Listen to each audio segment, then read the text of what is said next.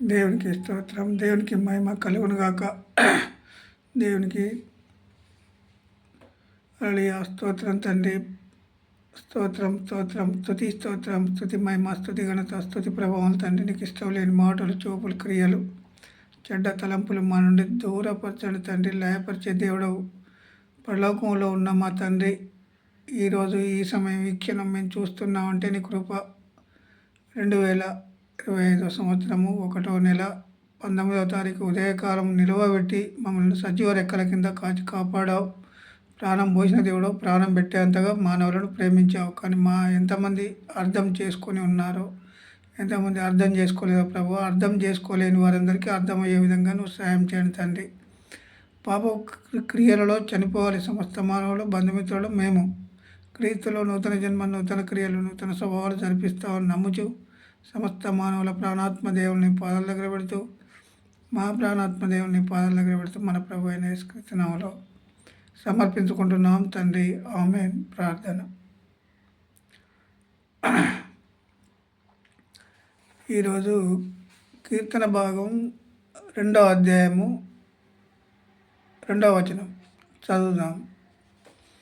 ఈరోజు 2వ అధ్యాయము కీర్తన భాగం 2వ అధ్యాయం 2వ వచనం. మొదలు అన్యజనులు ఎలా అల్లరి రేపుచున్నారు. మొదటి వచనం. జనములు ఎలా వ్యర్థమైన దానిని తలంచుచున్నవి. మనము వారి కట్లు తెంపుదము రండి, వారి పాశములను మన యొద్ద నుండి పారవేయుదము రండి అని చెప్పుకొనుచు అల్లరి చేస్తాండ్రు. అన్యజనులు అల్లరి చేసుకుంటూ ఏం చేస్తాండ్రు?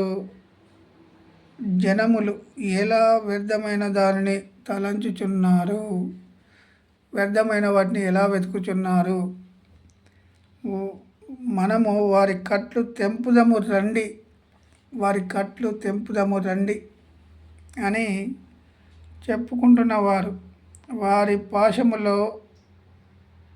పాశములను మన యొద్ద నుండి పారవేయుదము రండి అని చెప్పుకొనుచున్నారు. ఎవరు వీళ్ళు వారి కట్లను తెంపుదామని చెప్పేది? వారి కట్లను తెంపుదామని చెప్పేది ఎవరంటే, దేవునికి విరుద్ధంగా పోయేవారు. దేవునికి విరుద్ధంగా పోయేవారు వీరందరూ. రెఫరెన్స్ బైబిల్లో ఒక మాట ఉంది. ఏమనుంది? కీర్తన భాగం 2వ అధ్యాయము 10వ వచనంలో, కాబట్టి రాజులారా వివేకులై యుండుడి. కాబట్టి రాజులారా వివేకులై యుండుడి, భూపతులారా బోధనందుడి. రాజులకే సైతం చెప్తాడు, రాజులారా వివేకులై ఉండుడి. వివేకం అంటే జ్ఞానంతో ఉండండి అని చెప్తాడు దేవుడు. జ్ఞానంతో. భూపతులారా బోధనందుడి, దేవుని దగ్గర నేర్చుకొనుడి. ఎవరైనా దేవుని దగ్గర. ఇప్పుడు ఎక్కడ నేర్చుకోవాలి? మనందరము దేవుని దగ్గర నేర్చుకోవాలి. మానవులు బోధిస్తేనో అబద్ధ బోధలు కలిపి చెప్తారు. దేవుడు బోధిస్తే ఉన్నది ఉన్నట్టు చెప్తాడు. పరిశుద్ధాత్మ ద్వారా మనం నేర్చుకుంటాము. దేవుడు కాబట్టి రాజులారా వివేకులై అంటే వివేకంగా ఉండండి, తెలివితో ఉండండి. అజ్ఞానులారా అని చెప్తా ఉన్నాడు. ఇప్పుడు భూపతులారా బోధనందుడి అన్నాడు. భూపతులు, రాజులు వీళ్ళందరూ ఒక కోవ కిందకే వస్తారు. రాజులైనా భూపతులైనా తెలివితో ఉండాలని రాజులకే చెప్పిన దేవుడు. ఇక మనం ఎంత అందులో పరిపాలన చేసే రాజులకే చెప్పే దేవుడు, మనం నమ్మిన దేవుడు. భూపతులారా బోధనందుడి. ఎవరి బోధనందాలి? ఇప్పుడు యేసుక్రీస్తు ప్రభు బోధనందాలి. ఎందుకంటే వారి కట్లను తెంపుదము రండి అని అన్యజనులు దేవుని నామంలో ఉన్న వారి కట్లనట వారే తెంపుతారట. మనము వారి కట్లు తెంపుదము రండి. మనము ఎవరు వీళ్ళు అల్లరి చేస్తాండ్రు, వ్యర్థమైన వాటిని వెతుకుతాండ్రు, వ్యర్థమైన వాటికి సాగిలపడతాండ్రు. సాగిలపడుకుంటూ ఏమంటారు మనము వారి కట్లు తెంపుదము రండి, వారి పాశములను మన యుద్ధ నుండి పారవేయుదము రండి అని చెప్పుకొనుచున్నారు. ఎవరు వీరు? అన్యజనులు అల్లరి లేపుతాండ్రు. అన్యజనులు అల్లరి లేపడం పోను వ్యర్థమైన వాటిని వెతుకుతాండ్రు. దేవుని తెలుసుకోలేని వారందరూ వ్యర్థమైన వాటిని వెతుక్కుంటూ దానిని వ్యర్థమైన దానిని తలంచుచున్న వ్యర్థమైన వాటిని వెతుకుతాండ్రు వాళ్ళు. మనము వారి కట్లు తెంపుదము రండి. ఎవరి కట్లు తెంపుతారట వీళ్ళు? దేవుడు బోధించే కట్టనే తెంపుదాం రండి అంటారు ఈ జనులు. అటువంటి జనులు తయారైనరు. ఇప్పుడు వారి పాశములు మన యుద్ధ నుండి పారవేయదము అని చెప్పుకుంటా తిరుగుతూ ఉన్నారు. దేవుని కృపను బట్టి ఈ వాక్యము అర్థం చేసుకుందాం. ప్రతి ఒక్కరు బైబిలు అర్థమయ్యే విధంగా చదవాలి. ప్రతి ఒక్కరు అర్థం కాకపోతే వ్యర్థులమే. ఒక పదము అర్థం కాకపోతే దేవుణ్ణి అడగాలి. మనుషులను అడిగితే వంకర మాటలు కూడా చెప్పేవాళ్ళు ఉన్నారు.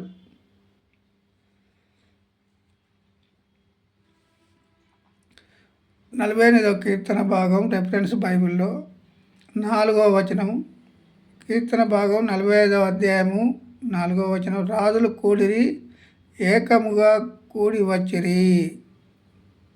వారు ఏకముగా కూడి వచ్చిరి. రాజులే బోధ నొందుదాం.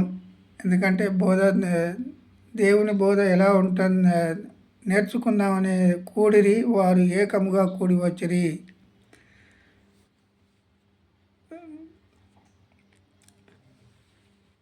110 అధ్యాయము 5వ వచనంలో ఏమనంటుందంటే, ప్రభువు నీ కుడి పార్శ్వము మందుండి తన కోప దినమున రాజులను నలుగగొట్టును.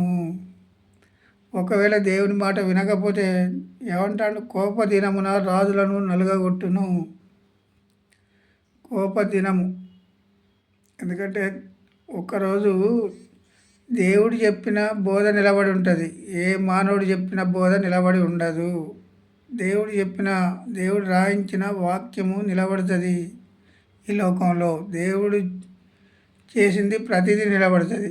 మానవుడు చేసింది ప్రతిదీ కూలబడిపోతుంది. అబద్ధాలలో ఉండేవాళ్ళం. ఎందుకంటే మానవుడు బోధించేదానికును దేవుడు బోధించేదానికి చాలా తేడా. ఎందుకంటే దేవుడు చెప్పిన మాటలే వినాలి. వాక్యమే దేవుడు చెప్పిన మాటలు. దేవుని వాక్యము దేవుడు చెప్పిన మాటలు రాయించండు. లేఖనాలు కానీ దేవుని వాక్యం కానీ.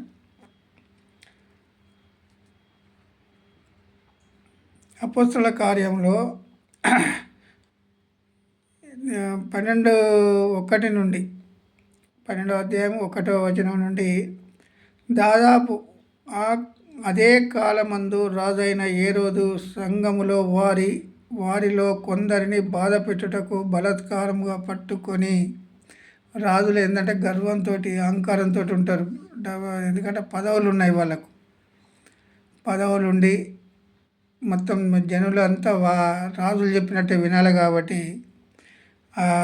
ఏమని చెప్తాడు రాజు? హేరోదు సంఘం వారిలో ఉన్న కొందరిని బాధ పెట్టుటకు, దేవుని సంఘంలో ఉన్న వారిని బాధ పెట్టుటకు బలాత్కారముగా పట్టుకొని, పేతురున్న హయాంలో ఇది జరిగేది.